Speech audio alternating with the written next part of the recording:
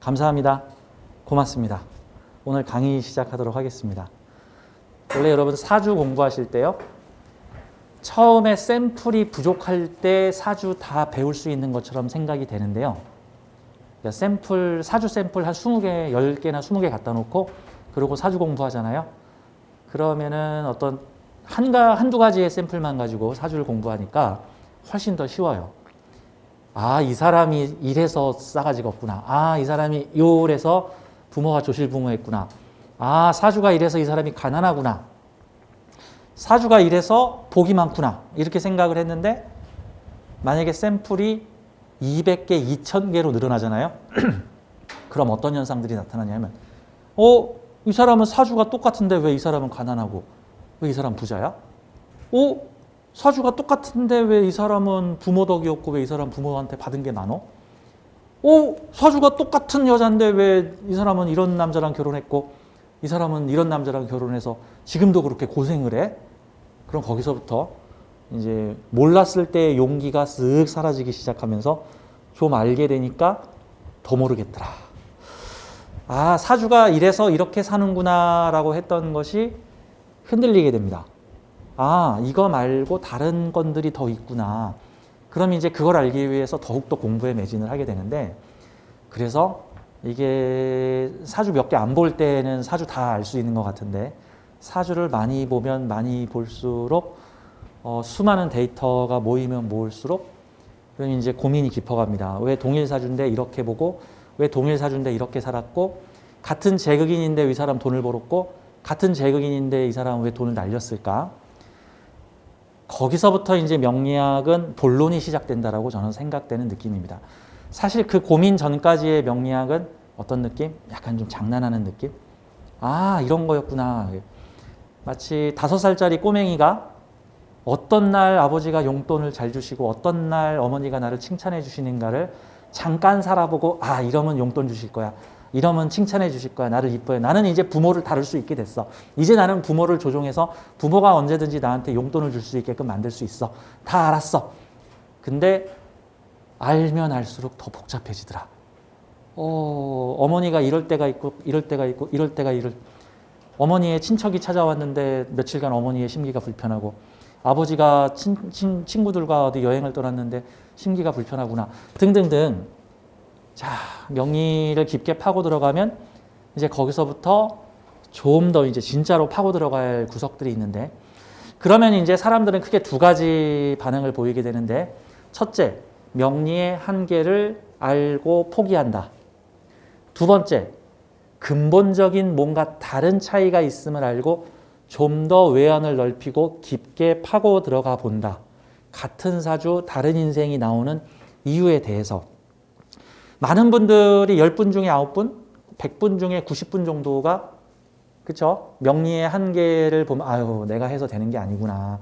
어디 산에 가서 돌아서 닦아야 되는가 보구나 하고는 포기를 하시는데, 지금 저하고 함께하고 있는 이 고급 통변반의 과정은 바로 명리의 한계가 오신 분들이 그 한계를 돌파하기 위해서 명리학을 둘러싸고 있는 세상이 돌아가는 원리, 우리 영혼의 여정에 대해서, 사실 이것도 깊이 있게 공부하려면 한도 끝도 없이 깊어지는 내용이지만 최대한 우리 명리학을 공부하는 사람들이 이해하기 쉽게 마음 공부의 원리, 세상 돌아가는 원리, 운명에 작용하는 원리에 대해서 알아보도록 하겠습니다.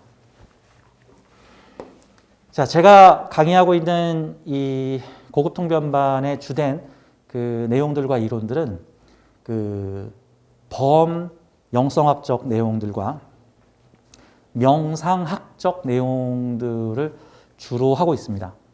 이런 거 어디 가서 배워요? 라고 한다면 대체로 명상 수련하시는 분들이 배우는 내용입니다.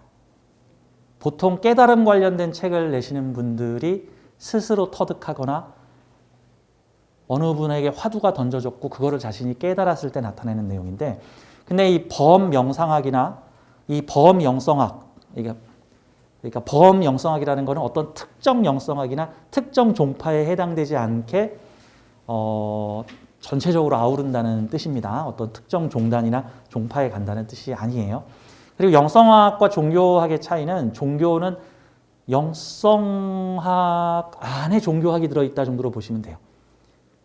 종교의 한 종류인가요가 아니라 영성학이라는 것은 우리는 어떻게 살아가고 이거 우리의 삶은 어떻게 이루어지는가, 우리는 누구인가, 나는 누구인가를 다루는 이제 불교적 대답도 있고 기독교적 대답도 있고 뭐 힌두교나 이슬람교의 대답들도 있겠지만 그거를 전체적으로 다 아우르는 내용들이다라고 볼 수가 있습니다. 그러면 명리학을 공부하는 분들이 마음 공부나 심리학 또는 명상도 해야 되나요? 저는 개인적으로 권장을 합니다. 그러면은 사람의 운명을 보다 큰 틀로 바라볼 수가 있게 됩니다. 다만 명리학 공부하는 것도 바쁜데 언제 그것까지 공부를 해? 하니까 제가 핵심만 딱딱 집어서 이렇게 몇 시간 동안 강의를 통해서 이러이러한 지식과 상식 정도가 있고 이걸 이렇게 활용해야 된다는 정도에 대해서 말씀을 드리는 겁니다. 근데 사실 이 영성학적 내용들은 대부분 자기가 스스로 질문을 던져서 오랫동안 고민하고 그것을 명상을 통해서 스스로 깨닫는 과정을 통해서 얻어지는 내용이 거의 대부분입니다. 마치 누가 일타 강사처럼 이건 이거예요. 3번은 2번입니다. 라는 식으로 가르쳐주는 내용들이 아니에요. 대부분의 이런 영성학이나 명상학을 공부하신 분들은 거의 대부분 스스로 터득하신 내용들인데 공통점은 그렇게 스스로 터득하신 분들이 모여서 얘기를 나누면 말이 통한다는 사실입니다. 이쪽 산으로 올라갔든 저쪽 산으로 올라갔든 북한산에는 30여 개의 등산로가 있는데 올라가는 길이 30여 개예요.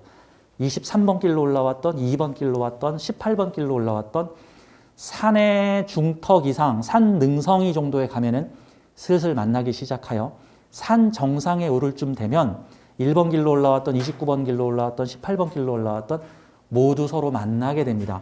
그곳에서 전체를 조망해 보면은 1번, 3번, 18번, 23번 길들이 모두 보입니다. 근데 꼭 산에 오르지 못한 사람들이 산 밑에서 우리 길이 옳고 너네 길은 틀려. 아니야. 우리 길이 옳고 너네 길은 이단이야. 라고 이제 주장을 하는데 올라가면 전부 통한다. 종교끼리만 그런가? 아니요. 과학도 통해요. 영성 계열의 과학자들도 많고 신학자들도 많고 종교인들도 많은데 사업가들도 많아요. 그래서 요즘에 영성이 되게 높은 사업가들 많아요. 많은 사업적으로 성공한, 비즈니스적으로 성공하신 분들이 혹시 남들에게 말하지 못한 비밀이 있습니까? 제가 실은 명상합니다. 라고 하는 경우들. 빌 게이츠를 비롯한 많은 분들이 저는 매일 명상을 하고 있습니다. 저의 내면을 들여다보고 제 마음과 대화를 나누고 있고 내면의 의식을 관찰하고 있습니다. 이런 내용이죠. 자, 우리 명리 공부를 하시는 분들은 좀 내면 공부를 해보면 좋으실 거라고 생각이 되는데 들어가는 길이 워낙에 험난하고 쉽게 들어가지지 않으니 제가 가이드를 해서 함께 명리학에 필요한 마음 공부, 명리학에 필요한 영성적 지식들을 함께 배워보도록 하겠습니다. 그러면 사주에 안 풀리는 것들이 차츰 이해되기 시작하는데 사실 궁극적으로는 어떤 느낌이 있냐면요. 사주로 할 수 있는 거와 사주로 할 수 없는 거에 대해서 어느 정도 구분을 하게 됩니다. 이게 사주 만능론으로 빠진, 이게 원래 사주 만능론자들이 저 사주 공부 꼬꼬마들이 사주로 다 볼 수 있다. 심하게는 어떤 사람은 당신이 개를 키워야 되는지 고양이를 키워야 되는지 내가 봐주겠다. 당신은 개를 키우면 안 된다. 당신은 고양이를 키워야 한다. 뭐 이렇게 사주에 뭐 술자가 있느냐 묘자가 있느냐 이제 가지고 보는 건데 이건 좀 너무하지 않나. 저는 그런 생각이 들어요. 이게 또 다른 인생의 규제가 될 수 있어요. 자칫하면은. 사주 배웠다가 하지 말아야 될 것을 잔뜩 만들어버리는 분야가 될 수 있다. 자, 지난 시간에 이어서 강의를 시작하죠. 자, 지난 시간에 잠깐 요약을 좀 해드리자면은 크게 우리가 이해해야 되는 것, 영혼과 사주라는 개념에서 제가 동양 철학적인 내용들과 서양 철학적인, 즉 동양 영성과 서양 영성적인 내용을 같이 섞어서 설명을 드릴게요. 내용은 거의 같은데 용어가 좀 다를 뿐입니다. 자, 제가 지난 시간에 영혼과 사주라는 내용으로 말씀을 드렸는데 여기서의 내용은 영과 혼이 조금 다른 존재이다. 영은 본질적인 존재이고 혼은 이 영혼을 감싸고 있는 프로그램적 내용이다. 이게 보다 고차원적 의식이고 신의 본질이라면 호는 인간적이다. 그래서 제가 드라마의 비유를 할 때 최불암 아저씨가 수사반장이라는 드라마에서 수사반장 역을 맡았어요. 또는 최불암 아저씨가 전원일기라는 드라마에서 양촌리 이장을 맡았어요. 양촌리 이장은 누구인가요? 양촌리 이장은 최불암인가요?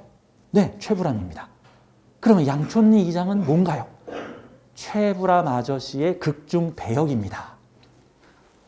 이게 최불암이고 이게 양촌리 이장입니다. 그러면 최불암 아저씨가 다른 드라마에 나와서는 또 다른 역할을 맡을 수도 있겠죠. 그렇죠? 가끔 배우들 얘기를 할 때 보통은 배우들이 처음에는 주인공 맡고 싶고 하고 좋은 역할 맡고 싶고 하는데 어느 정도 경력 커리어가 쌓이면은 대체로 악역도 좀 맡아봐야지 하면서 희대의 악역 역할을 하기도 합니다. 최민수라고 아니요 맞죠? 최민수 맞나? 이제 기억이 잘 안 나는데 명랑해전에서 이순신 장군 역할을 맡으신 분이 악마를 보았다라는 드라마에서는 정말 자랑무도한 악마로 나타납니다. 연쇄살인범으로 나타나죠. 그러면 그 사람은 악마인가요? 천사인가요? 극중 배역이 다를 뿐이죠.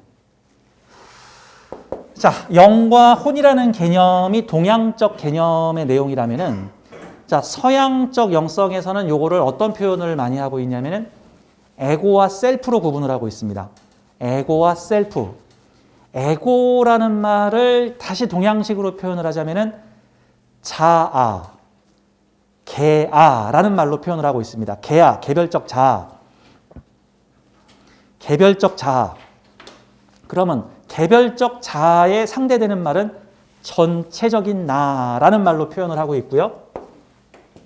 심리학, 영성학, 명상학에서 모두 같은 얘기를 하고 있습니다. 어떤 면에서 명상학, 심리학, 영성학은 세계관이 거의 비슷하다고 볼 수 있는데 다만 영성학과 심리학은 누구를 주인공으로 보느냐의 관점이 좀 다릅니다.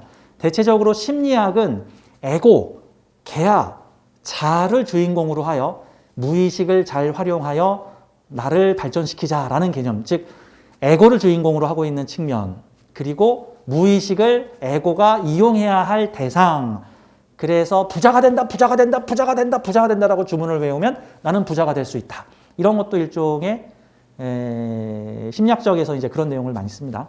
근데 영성학에서는 주인공을 누구로 보냐면은 개아, 자아, 에고를 주인공으로 보지 않고 지나, 참나, 셀프를 진짜 나로 봅니다. 그래서 어떤 측면에서는 근데 그 둘이 어느 건 필요하고 어느 건 필요하지 않은 거가 아니라 제가 이거를 지난 시간에 칼융 선생님의 자기실현이라는 표현을 쓰면서 이 부분에 대해서 설명을 하고 있죠.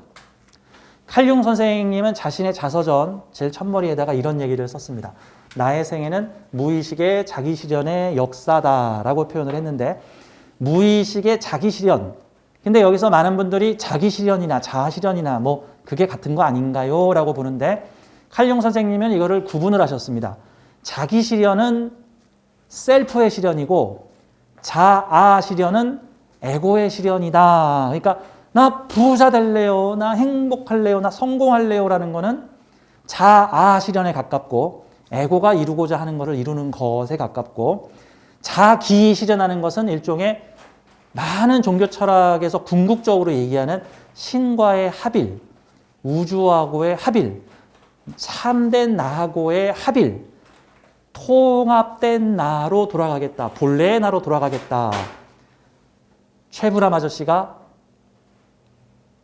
수사반장이라는 대본을 들고 이제 나는 정말 이 대본 속에 있는 수사반장 역으로 내가 가야겠군. 그래서 수사반장이 돼가지고 많은 범죄자를 잡는다. 요즘 젊은 분들은 수사반장 모르죠. 오신 셈의 나이가 좀 의심스럽죠. 네. 모르죠, 수사반장. 알아요? 연식이 있으신 분이. 제가 어릴 적에 텔레비전에서 하던 수사반장을 아신단 말이에요.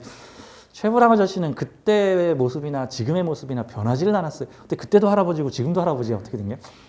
아무튼 자, 극중 배역에 몰입하는 것이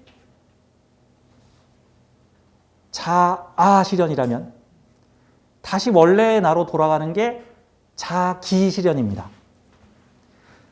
서양 배우 중에 히스레저라고 하는 배우가 있는데 이분이 그만 자살을 했어.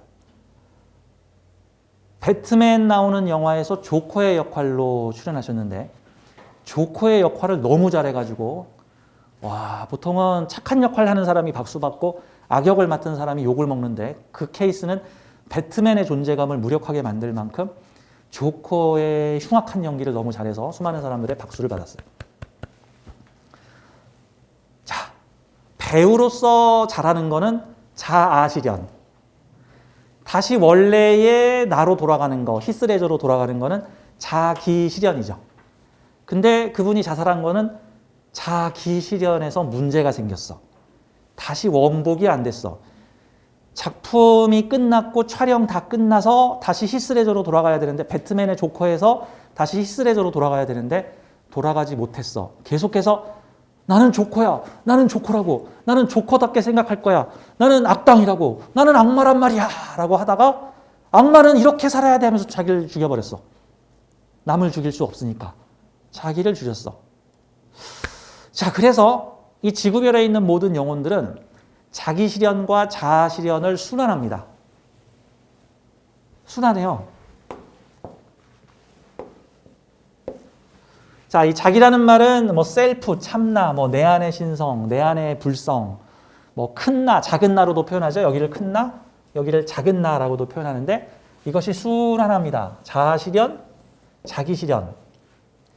원래 내가 있는데, 원래 큰 내가 있는데 내가 이 지구별의 이번 생의 삶에서 어떠한 배역을 맡아서 그 배역을 열심히 해보겠다라는 게 자아 실현에 속하고 요로 가면은 자기 실현에 속하는데 둘의 차이면은 요 동네는 주로 성공, 야망, 부귀 이런 거를 주로 추구하는 게 자아 실현의 과정인데 사실 이런 개념으로 보자면 뭐 자아 실현도 좋은 거고 자기 실현도 좋은 거네. 다른 말로 표현하자면은 저는 좋다 나쁘다는 표현을 웬만하면 그닥 좋아하지 않으니까 그 말도 좋다 나쁘다네. 그러네요.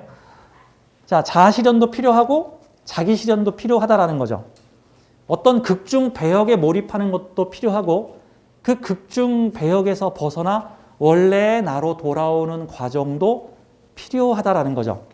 제가 전원일기에 출연하는 최불암 아저씨의 비유를 많이 했는데 최불암 아저씨가 극중 배역을 양촌리 이장이라는 역할을 20여 년 정도 하다가 그 드라마가 끝나고 나니 다시 원래의 최불암으로 돌아와야 돼. 근데 가끔 영화 배우나 연극 배우들 보면은 극중 배역에 몰입되어서 영화나 드라마가 끝났음에도 불구하고 다시 자신으로 잘 돌아오지 못하시는 분들이 계세요. 극중에 엄청난 부자의 역할을 수행했는데 떵떵거리는 뭐 회장 외아들로 나왔는데 드라마가 끝나고 나서도 나도 이런 차 몰아야 되고 나도 회장의 아들처럼 살 거야 라고 하시는 분들도 있는 거니까 20대 초반에 그 자살을 한 이은주라는 배우가 있는데 그 이은주라는 배우가 뭘로 유명했냐면은 자살 전문 배우로 유명했어. 그분이 출연한 영화 중에 4편에서 극중 자살을 합니다. 뭐 번지 점프를 하다, 뭐 무슨 드라마 해가지고 당시에 많은 인기를 누린 드라마인데 20대 중반 한참의 나이에 자살을 했더라. 뭐가 안 된 거죠? 자기 자신으로 돌아가지 못해서 원래의 이은주로 돌아가지 못하고 수많은 드라마 속에서 자살을 할 수밖에 없는 그 현실에서 벗어나지 못하고 자기로 돌아가지 못해서 물론 자살하는 분들의 이유는 정말 여러 가지가 있겠습니다만 저는 가끔 영화 배우들 중에 극중 내용에서 매몰돼서 거기서 나오지 못하시는 분들을 얘기를 하는 거예요. 자, 그러면은 지구별에 난 누구누구로 살 거야 라고 하는 자기 실현도 필요하고 이 역할이 끝나면 자아 실현도 필요한데 근데 왜 마음 공부를 하고 도를 닦아야 됩니까? 자, 이 동네잖아 이게 마음 공부 도. 그러면 성공에 대한 공부는 이 동네에서 하면 되는 거고 마음 공부 원래의 나로 돌아가겠다. 그럼 원래의 나는 누굴까? 원래의 나는 신이지 내가. 근원의 존재지. 원래 나는 신이고 근원의 존재야. 신이고 근원의 존재인 전체의식에서 커다란 전체의식에서 그 중에서 어떤 배역을 하나 만들어 가지고 그거를 경험하고 체험하는 과정이죠. 경험하고 체험하는 과정이야. 최대한 멀리 경험하고 체험하고 다시 자기로 돌아오게 되면은 먼 여행을 하고 온 거야. 여행자가 이웃 마을 돌아보고 간 게 아니라 이웃 나라, 다른 대륙, 안 가본 곳을 구석구석 돌아가서 자기 다시 마을로 돌아와. 그러면 먼 곳과 가까운 곳이 하나로 통합이 된다. 같은 거죠. 경험과 체험의 여행이라고 볼 수 있는 거죠. 자, 가끔 마음 공부 또는 이 명리학, 여러 도를 닦는 여러 가지 쪽에 보면은 이 공부가 너무 좋은데 다른 사람들에게 권하고 싶어요 라고 하시는 분들이 많이 있는데 어떤 분은 이 과정 가고 있고 어떤 분은 이 과정 가고 있어. 이 과정 가시는 분들은 사실 별 도움이 안 되는 거야. 그러니까 최불암 아저씨가 양촌리 이장이라는 배역에 지금 몰입해서 양촌리의 발전을 이뤄야지 이러고 있는데 이봐, 자넨 최불암이야. 정신 차려. 자넨 최불암이야. 자넨 최불암, 자넨 최씨야. 양촌리는 가상의 공간일 뿐이야. 정신 차려. 그러면은 집중도가 떨어지죠. 일단 내가 양촌리 이장의 역할을 맡았을 땐 양촌리 이장에 집중하고 그 다음에 다시 나로 돌아와야 되는 시간에는 나로 돌아오고 드라마 촬영할 땐 양촌리 이장이 됐다가 집에 돌아오면 다시 최불암이 돼야 되는 거죠. 자, 우리도 마찬가지입니다. 우리의 의식은 의식 복합체예요. 참고로 우리의 의식 복합체 중에는요, 이 동네를 다니고 있는 의식도 있고요, 요 동네를 가고 있는 의식도 있는 거예요. 하나로 이루어져 있지 않아요. 그러면 현재 내 의식은 이 동네를 가고 있는 자아 실현하고자 하는 의식이 70%고 그 중에 자기 실현하고자 하는 의식이 30%면 현재 주도권은 위쪽 동네가 주도권을 잡고 있고 부수적으로 아랫 동네를 하는 거죠. 보통 사업 비즈니스를 성공하는데 가끔 나도 명상도 해 하시는 분들은 이 동네에 가깝다고 볼 수 있죠. 그렇죠? 이게 70%, 이게 30% 정도 되시는 분이라고 볼 수 있겠죠? 또 반대로 종교 철학과 관련된 일을 하시는데 맘만 먹으면 얼마든지 돈도 버시는 분들도 계셔. 이렇게 마음 공부, 수양 뭐 이런 거, 이런 어떤 영성 쪽의 일을 본업으로 하시는데 맘만 먹으면 돈도 얼마든지 벌어. 그런 분들은 요 동네가 중심인데 요 동네로 가고 있는데 가끔 여비가 부족하면 요 동네에 가서 여비도 벌어오는 그런 느낌이라고 볼 수 있죠. 자, 우리는 의식 공동체예요. 무한대에 가까운 복합 다중적 의식이 우리 안에는 들어있어서 그 안에는 1단계 수준의 의식도 있고 2단계 수준의 의식도 있고 3단계 수준의 의식도 있고 4단계 수준의 의식도 있어요. 이게 이제 오늘 이 시간에 그 영혼의 성숙도와 영혼의 성장에 대해서 얘기할 때 제가 그 얘기를 할 건데 한 가지 의식만 있는 게 아니라 마치 이런 거죠. 어떤 나라는 국민의 전체가 농민이고 10% 정도의 권력자나 정치인들이 90%의 농민을 장악하고 있어. 1, 2단계가 주로 돼 있는데 1단계가 주성분이야. 근데 어떤 나라는 1단계의 농민들도 있고 2단계의 상공업자들도 있고 3단계의 뭐 교육자들도 있고 뭐 4단계의 뭐 과학자, 연구자 이런 사람들도 있어. 그런 나라들은 골고루 잘 발달하죠. 자, 만약에 우리나라에 농업이 없어져 버린다면 우리나라의 1차 산업, 원래 모든 나라의 산업의 기반은 1차 산업인 농업이에요. 농업, 광업, 수산업. 우리나라에 농업, 광업, 수산업이 없다면 어떻게 될까? 농업, 광업, 수산업을 다른 나라에 전적으로 의지해야 되겠죠. 그러다가 식량 사태 벌어져 버리면 어떻게 될까? 큰일이 나죠. 고학력자들이 가득한 나라인데 농사 짓는 사람이 아무도 없어. 그랬더니 식량을 다른 나라에 100% 의존해야 돼. 우리나라가 광업을 포기했더니 어떤 문제가 벌어지냐면 우리나라가 석탄을 이제 안 캐. 그래서 석탄을 다른 나라에서 전량 수입을 했더니 석탄으로 만들어지는 부산물들도 안 돼. 그래서 얼마 전에 요소수 사태가 벌어졌죠. 요소수를 못 만드는 건 아닌데 만들 사람이 없어. 만드는 방법은 아는데 그거 하려는 사람들이 없어. 사람들의 전체적인 대한민국의 수준이 올라가니까 밑바닥 허드렛 일 안 하려고 그러죠. 밑바닥 허드렛 일 안 하게 되니까 무슨 문제가 벌어지면 외국인 노동자들이 한국에 들어와야 돼. 법을 어기면서까지. 그래서 시골이나 지방에 조그만 중소공장을 만드시는 분들은 외국인 노동자가 없으면 현실적으로 공장이 안 돌아가. 인건비 적게 쓰면서 해야 되는데 한국 사람 써가지고는 택도 없어. 어린 반 푼어치도 없어. 수익이 안 남아. 그러니까 그런 거죠. 그게 일종의 1차 산업이 방기돼서 일어나는 현상이죠. 자, 우리나라가 잘 되려면은 근데 우리나라는 다른 나라에 비해서 이렇게 모범적인 선진국이 돼가고 있는 이유는 우리나라는 1차 산업, 2차 산업, 3차 산업, 4차 산업이